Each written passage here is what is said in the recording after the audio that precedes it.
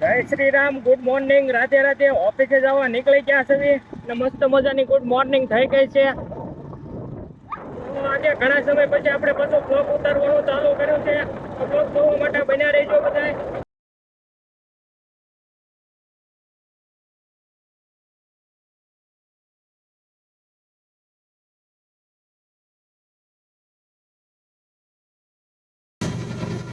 ઓફિસે આવી ગયા છીએ ને હીરા ને એવું બધું લઈ લીધું છે. મશીન ને એવું સાફ કરી નાખ્યું હતું. હીરા કાપવાનું પણ ચાલુ કરી દીધું છે. ઉમેશભાઈ આવી ગયા છે, રાહુલભાઈ આવી ગયા છે, આળા મળે છે. એના કઈ હીરા કઈ માપવા નથી ભાઈ ને. અમારી રેખાના પછી રજા રહેશે એટલે એને અમે કેવી છે કે થોડીક રિક્વેસ્ટ કરવી છે કે ભાઈ તમે હીરા માપો તો અમારે હીરા થોડા ઘણા આવે, નકર તો અમારે 300-400 હીરામાં પૂરું થઈ જાય છે. તો હાલો મિત્રો, હવે થોડાક કઈ હીરા કાપી નાખવી, પછી પાછો થોડોક બ્રેક પડશે, વળી પાછા હીરા આવશે. તો હવે ફટાફટ જે કઈ ભાગમાં આવ્યા હોય ફટાફટ હીરા કાપી નાખવી. ના, એ બધું કઈ કહેવાનું નથી આપણે, કઈ જગ્યાએ જવાનું છે કઈ જગ્યાએ નહીં. અને દિલીપભાઈ આવી ગયા છે અમારે ડાયું લેવા. દિલીપ બોલો. વ્યવસ્થિત ડાયું પગલાવજે. હીરા તો આપણે હીરા નથી, તને ખબર છે ને? હે વાંધો નહીં મારો ભાઈ. હાલો મિત્રો, હવે અમે દિલીપભાઈ ને કેવી ડાયું પકડાવી નાખો તમે, અને પછી અહીંયા ટાટા થવા આવો, એસી માં બે હવા આવો, હીરા નથી એટલે. તો હવે દિલીપભાઈ ને આપણે રિક્વેસ્ટ કરી નાખવી. હાલો તો હવે ફટાફટ હીરા કાપી નાખી. દિલીપભાઈ તો છે નવરા. બપોર પડી ગયો છે અને જમવા બેસી ગયા છે. અને આ બધા જમવા બેસી ગયા છે. હું થોડુંક મોડું થઈ ગયું મારે, કારણ કે આ બે ખાના સાઈઝ ભરીને અહીંયા સાઈઝ ઢોળી છે અને આવું બધું કંઈક જમવાનું આવ્યું છે. તો તમે બધા જમી લેજો અને હું પણ જમી લઉં. તો જમી કાઢવી ને ઓફિસે પાછા કામે બેસી જઈશું, એટલા માટે કાંઈ જમી લેવી, કારણ કે હીરા કાંઈ છે ને એટલા માટે. જમી કાઢવીને થઈ ગયા હતા નવરા અને પાછા કામે બેસી ગયા હતા. અને એક વસ્તુ એ કહેવાની હતી, એક વાત. કીડી કોઈ દણ હીરો સોરે, આ સોરતા જોઈ કીડીને, હે ને? કીડી હીરો સોરતા જોઈ એમ. આજ તમને વિડીયોમાં દેખાડીશ. હું હાસું નહોતો માનતો, પણ તમને વિડીયોમાં હું દેખાડીશ કે રીતે કીડી હીરો લઈ જાય છે. એ કારીગરો કહેતા હતા કે કીડી છે ને એ કે હીરો લઈ જશે. આ ભાઈ કહેતા હતા. મેં કીધું કીડીઓ થોડોક લઈ જાય હીરો. ત્યાં એ ભાઈએ છે ને મને કીધું હતું, પણ હું કાંઈ હાસું માન્યો નહોતો. હું તમને દેખાડીશ કે રીતે કીડી સોરી જાય ને. તમને એક વસ્તુ દેખાડું, ગાયગા બધું ઇમ્પોર્ટન્ટ નતું. આ તમે અહીંયા જોઈ શકો છો, અહીં કીડી છે ને હીરો લઈને જાય છે. જોયું? આમાંથી એક ખાનું છે ને ગમે એક ખાલી છે. ક્યાં ગયું ખાનું ખાલી? ક્યાં ગયું દિલીપ ખાનું? જડ્યું. હા, અહીંયા જોયું ખાનું ખાલી છે ને એ બેન બા છે ને જો અમારે કીડી જો ઘા જાય છે. અને જોવો તો એ ભાગે, એ તો જોવો. હા, હીરો ખોઈ નાખ્યો. હીરો લઈને જાય પછી. આવું બધું છે.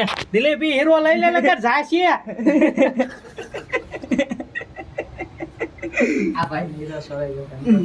હા, અમારા દિલીપભાઈ નો છે ને, આ ભાઈ નો છે ને હીરો સોરાતો રહી ગયો. ભાઈ નું ધ્યાન ગયું એટલે એને ખબર પડી. તો આજ હીરો સોરાઈ જાત ને ભાઈ ને બરાસ મારવું પડે. કીડી ક્યાં લઈને જતી એને નો ખબર પડે. આવું બધું છે મિત્ર, ધ્યાન રાખજો. હીરામાં તમે જાતા હોય ને તો કીડીઓ હીરા ચોરી જાય છે. એવું નથી કે માણસો ચોરે છે, પણ કીડી હોત ચોરે છે. હલો, ફટાફટ હીરા કાપી નાખીએ. હવે નાસ્તા કરવાનો સમય થઈ ગયો છે ને હીરા કાપીને થઈ ગયા. તમે ભૂખ્યા તો નાસ્તો કરી લેવી અમે.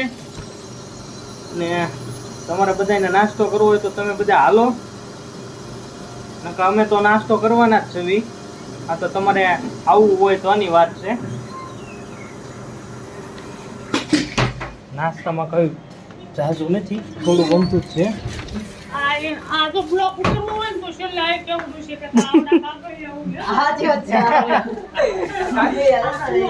હવે આ બધા મને ક્યાંય હાથ ધોતા હાલો ફટાફટ.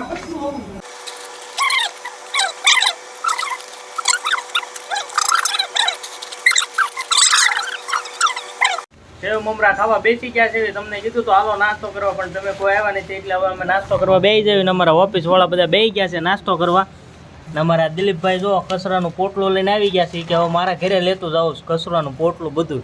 કાગળિયા હળગાવા એ કે છે ને ખાસી કે ઘરે ચૂલો હળગાવવામાં સારું પડે. અને આ બધા જુઓ મંડાય જ પીડ્યા પણ ને કે છે તો